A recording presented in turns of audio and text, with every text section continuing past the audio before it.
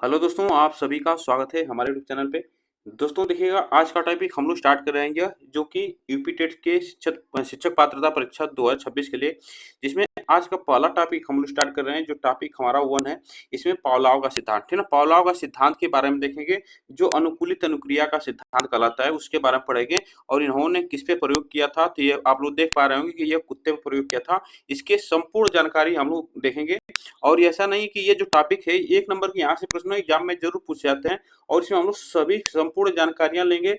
और आप लोग सिर्फ यूपी टेट के लिए नहीं है, CTET, REET, MP TET सभी एग्जामों के लिए जहाँ पे शिक्षक पात्रता परीक्षा होती है वो सभी के लिए, ठीक है ना। तो यह आप लोग इतनी बातें ध्यान रखिएगा। तो चलिए स्टार्ट करते हैं हम लोग। देखिएगा, यहाँ से पूछा जाता है कि पहले तो हम लोग यहीं पे जान लेते हैं कि देखिए यह जो घंटी हमारा वो क्या कहलाता है। तो वह घंटी को क्या कहा जाता है, तो सीएस कहा जाता है। और लार को कहा जाता है यूसीआर, ठीक है ना। इतनी बातें याद रखना। और हमारा भोजन को क्या कहा जाता है, तो यूसीएस कहा जाता है। ये भी आप ध्यान दीजिएगा। पावलोव ने कुत्ते पर प्रयोग किया था, ये भी आप याद रखना, कुत्ते पर प्रयोग किया था ना। तो इसको आप लोग चलिए आगे से हम लोग अच्छे से जानते हैं।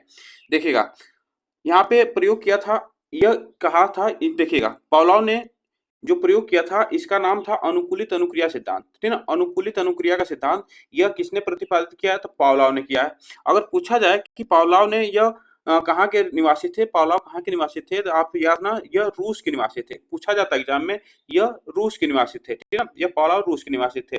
इनका जन्म जो हुआ था कब हुआ था, 1849 में हुआ था। और यह मानव क्षेत्र वैज्ञानिक, सॉरी, इनका क्षेत्र जो था मानव वैज्ञानिक थे। ये भी आप याद रखना, यह मानव वैज्ञानिक थे जिन्होंने प्रयोग किया था अनुकूलित अनुक्रिया का सिद्धांत, ठीक है। इतनी बातें याद रखना। उसके बाद अगर इनका प्रयोग पूछा जाता है कि पावलोव ने किस पे प्रयोग किया था, तो यह याद रखना, पावलोव ने कुत्ते पर प्रयोग किया था, ठीक है। इन्होंने क्या किया, कुत्ते को एक लाए और उसे पिंजड़े में बांध दिया, उसे पिंजड़े में बंद कर दिया, बांध दिया, और उन्होंने प्रयोग करना चालू किया। तो उसके बारे में चलिए हम आगे करेंगे, ठीक है ना। तो देखिएगा, पावलोव को 1904 में, याद रखना, 1904 में फिजियोलॉजी के लिए नोबेल पुरस्कार मिला है। ये भी आप याद रखना कि 1904 में इन्हें नोबेल पुरस्कार भी दिया गया है। इनकी पुस्तक का नाम कंडीशनड रिफ्लेक्सेस है। इनकी पुस्तक आप याद रखना, यहाँ से एग्जाम में पूछा जाता है, कंडीशनड रिफ्लेक्सेस।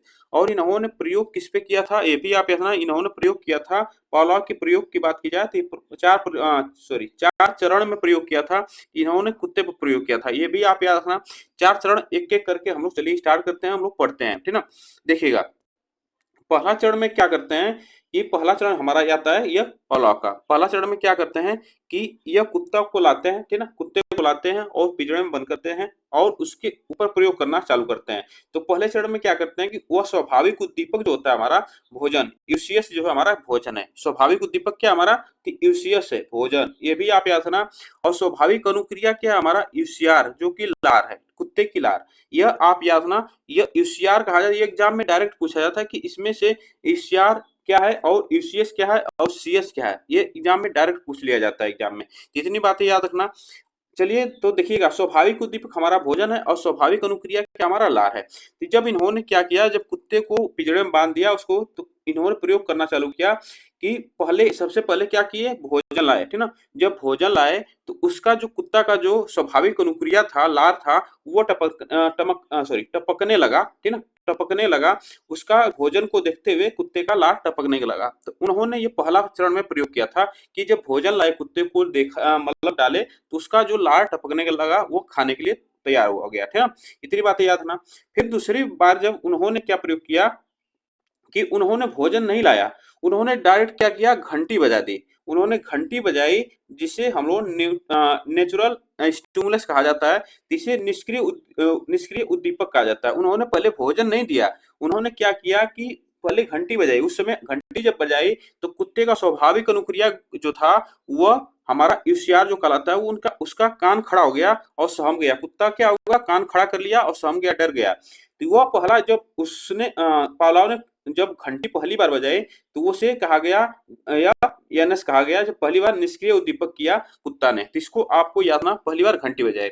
उसके बाद आता है हमारा तृतीय चरण में। तृतीय चरण में क्या करते हैं, इन्होंने प्रयोग करना चालू किया कि तीसरे चरण में, आप याद रखना, यहाँ से एग्जाम में जरूर पूछा जाता है कि तीसरे चरण में क्या किए कि अनुकूलित उद्दीपक और स्वाभाविक उद्दीपक, ठीक है ना। अनुकूलित उद्दीपक क्या था हमारा, घंटी जो सीएस है, और यूसीएस जो है भोजन, यह दोनों साथ लेकर आए, ठीक है ना।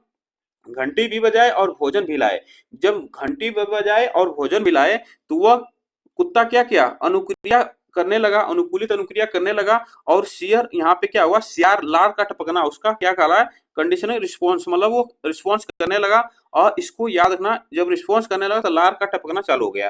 तब वो समझा कुत्ता कि जब घंटी बजेगी तो उसके साथ भोजन भी मिलेगा। तो ये कुत्ता क्या समझ गया इतनी बातें कि जब घंटी बजेगी तो साथ में भोजन भी मिलेगा। तो उसका अनुकूलित अनुक्रिया करने लगा, वो सियार करने लगा। उसके बाद आता है आगे, उसके बाद आता है हमारा देखिएगा चौथे चरण में। जब चौथे चरण में पहुंचते हैं तो इन्होंने क्या करना शुरू किया कि वही काम डेली करने लगे। जब उसको मतलब प्रयोग करना चालू किया तो वही काम करने लगे। जब चौथे चरण में उन्होंने क्या किया कि घंटी बजा दी, ठीक ना, घंटी बजा दी। जब सीएस मतलब घंटी की आवाज सुना कुत्ता तो वह अनुकूलित अनुक्रिया करने लगा और उसके मुख से लार टपकने लगा। यह चौथे चरण में प्रयोग किया था। जब यहाँ पे जब जब जब उसे कुत्ते को घंटी की बात की जाए, जब जब कुत्ते की घंटी सुनाई देती थी तो वह आप कुत्ता समझ जाता था कि अब हमें भोजन मिलने वाला है। तो यह चौथे चरण में प्रयोग किए थे, ठीक ना, पावलोव ने। और पावलोव के जो याद रखना, पावलोव के जो सिद्धांत हैं उसके उपनाम हम जान लेते हैं। तो इसको आप लोग ध्यान दीजिएगा, ठीक ना। देखिएगा, जब यहाँ एक बात और ध्यान दीजिएगा, जब यहाँ पे कुत्ते के चौथे चरण में सीआर जो लार टपकना हो गया तो इसी को कहा गया सीआर सिद्धांत, इसको कहा गया सीआर थ्योरी, ठीक है। इसको आप याद रखना, सीआर थ्योरी इसी को कहा गया। तो ये भी आपसे पूछा जाता है एग्जाम में, सीआर थ्योरी, ठीक ना। चलेगा, पावलोव के जो सिद्धांत है उसके उपनाम क्या क्या है वो भी जान लेते हैं। अनुकूलित अनुक्रिया के सिद्धांत देखिएगा, सीआर, ठीक है ना, सीआर की बात की, इसी को कहा जाता है अनुकूलित अनुक्रिया का सिद्धांत। उसके बाद अनुबंधन का सिद्धांत कहा जाता है, ठीक है, अनुबंधन का सिद्धांत कहा जाता है। देखिएगा, प्राचीन अनुबंधन का सिद्धांत कहा जाता है, परंपरागत अनुबंधन का सिद्धांत कहा जाता है, यह इस नाम से भी जाना जाता है। उसके बाद संबंध प्रक्रिया सिद्धांत भी कहा जाता है, प्रत्यावर्तन का सिद्धांत भी कहा जाता है। इतनी बातें आप ध्यान देना। उसके बाद अनुकूलित प्रत्यावर्तन का सिद्धांत, अनुकूलित प्रत्यावर्तन का भी सिद्धांत कहा जाता है, जो कि पावलोव के सिद्धांत को। उसके बाद देखिएगा, एक है शास्त्रीय अनुबंधन का सिद्धांत, जो कि ये बार बार एग्जाम में पूछा जाता है, यह बार बार एग्जाम में पूछा जाता है। शास्त्रीय अनुबंधन का सिद्धांत किसने दिया है, तो पावलोव ने दिया है। और इसका नाम इंग्लिश में पूछ लिया जाता है तो क्लासिकल कंडीशनिंग थ्योरी, ठीक है, क्लासिकल कंडीशनिंग थ्योरी इसे भी कहा जाता है। इतनी बातें याद रखना। तो चलिए एक बार फिर से रिवाइज कर लेते हैं जल्दी से। देखेगा, यहाँ पे अनुकूलित अनुक्रिया का सिद्धांत किसने दिया, पावलोव ने। पावलोव कहाँ के निवासी थे, तो रूस के रहने वाले थे। इनका जन्म 1849 में हुआ था। और यह किस क्षेत्र के मनोवैज्ञानिक थे, तो मानव वैज्ञानिक थे, ये भी आप याद रखना। इन्होंने प्रयोग किस पे किया था, कुत्ता पर प्रयोग किया था। 1904 में फिजियोलॉजी के संबंध में इन्हें नोबेल पुरस्कार मिला था। इनकी पुस्तक का नाम क्या रखना, इनकी पुस्तक का नाम है कंडीशनड रिफ्लेक्सेस, इनकी पुस्तक का नाम है। अगर याद रखना, यहाँ से पूछा जाता है कि पावलोव ने कितने चरण में प्रयोग किया है, तो पावलोव ने याद रखना 4 चरण में प्रयोग किया, ठीक है, 4 चरण, इसको याद रखना, 4 चरण में प्रयोग किया, ठीक ना। चलेगा, उसके बाद आगे देखते हैं पहला चरण में क्या कहा गया, यूसीएस जो भोजन होता है और यूसीआर जो हमारा लार होता है। इतनी ये आप लोग इतनी बातें याद रखना, ये इंपॉर्टेंट लगा लीजिएगा। दूसरा चरण में याद रखना एनएस, ये पूछ लिया जाता है घंटी की आवाज जो निष्क्रिय उद्दीपन करता है, उसमें याद रखना यूसीआर भी होता है। दूसरा चरण में अनुकूलित उद्दीपक और स्वाभाविक उद्दीपक, जो कि भोजन और घंटी दोनों साथ बजती है तो कुत्ता रिएक्ट करता है, अनुकूलित अनुक्रिया करता है, तो उसे कहा गया सीआर थ्योरी भी कहा जाता है, जब लार टपकना चालू हो जाता है, ठीक है। इतनी बातें याद रखना। उसके बाद आगे देखते हैं चौथे चरण में क्या करते हैं कि वह जब जब घंटी बजाते हैं तब तक कुत्ता को मतलब लार टपकने लगता है, जब वो समझ जाता है कि कुत्ता अब हमें भोजन मिलने वाला है। तो यह आप इतनी बातें याद रखना।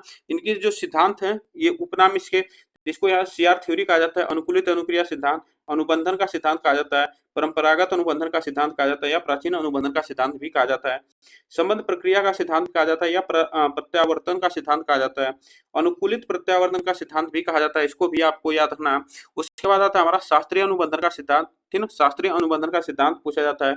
और क्लासिकल कंडीशनिंग थ्योरी भी पूछा जाता है, जो कि शास्त्रीय अनुबंधन का हिंदी इंग्लिश में नाम है क्लासिकल कंडीशन थ्योरी, इसे कहा जाता है। तो इतनी बातें आप ध्यान दीजिएगा, जो कि यहाँ से 1 नंबर के प्रश्न जरूर पूछे जाते हैं, ठीक है। तो चलिएगा, यह आप याद रखना। और आज के लिए बस हम लोग इतना ही टॉपिक करेंगे। और आप लोग जितने लोग नए जुड़े हैं, प्लीज आप लोग चैनल को सब्सक्राइब कर लीजिएगा प्लीज, और चैनल को शेयर वीडियो को शेयर जरूर कर दीजिएगा। तब तक के लिए थैंक यू सो मच आप सभी को।